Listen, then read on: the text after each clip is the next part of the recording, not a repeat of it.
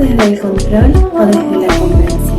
En el modelo adultocentrista, el adulto es el centro. Su comodidad vale más que el mundo emocional del niño. Por eso decimos cosas como, porque yo lo digo, cállate, que no sabes nada, no tenés motivos para estar triste. En cambio, en un enfoque niñocentrista, las emociones se validan. No se trata de ceder ante todo, sino de acompañar con empatía. Y decimos cosas como, tus emociones son válidas, estoy acá si necesitas consuelo, ¿querés que hablemos? El cambio empieza por cómo miramos la infancia, desde el poder o desde el vínculo. Criar no es imponer, es acompañar.